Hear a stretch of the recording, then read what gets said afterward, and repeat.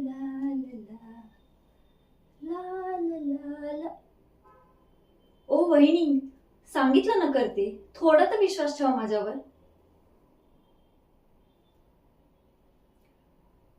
हे बघा, मला अगदी तसं नव्हतं म्हणायचं. तुम्ही रागावू नका.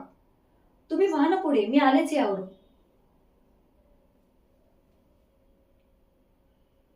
काय बाई माझं मेलीचं नशीब, का आले मी लग्न करून या घरात. हो, चूक माझीच. प्रेमात पडली होते ना मोहनरावांच्या, काय करणार. आधीच माहित असतं ना या घरात आपल्याला काडीचीही किंमत नाही मिळणार, तर आलेच नसते ना, बसले असते तशीच.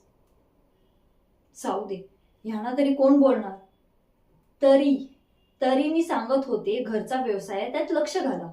पण नाही, काय तर म्हणे नोकरीच करायची. फुटकी मेली ती नोकरी, टिचगीभर पगार देतात, काय पुरायचं. आणि आमचे हे मातृभक्त हनुमान सारखा सगळा पगार वहिनींच्या हातात. मग बायकोला काय, जळलं मेलं ते लक्षण. आपल्याला एक लहान मुलगी आहे, निदान तिचा तर विचार करावा. पण नाही, आले मोठे दानशूर करणं. अरे मी काय म्हणते, आपल्याकडे काही नको का ठेवायला. पण नाही, देव देतं आणि कर्म नेतं म्हणतात ना, तेच खरं. पण हे माझ्या नवऱ्याला कोण समजवणार. जाऊ दे. बाई बाई बाई, मी बोलत काय बसले, माझा स्वयंपाक राहिलाय करायचा. वेळेवर स्वयंपाक नाही केला ना, तर येईल भवानी बोंबा मारत. सुपर्णा.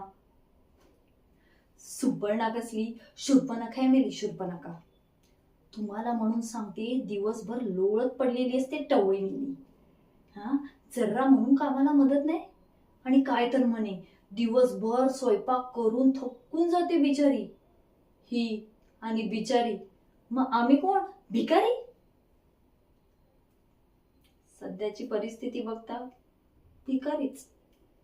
पण हे माझ्या नवऱ्याला कोण सांगणार. आता ना सगळं सहनशक्तीच्या पलीकडे गेलेलं आहे. पण मी माझ्या लेकीसाठी गप्प राहते हो.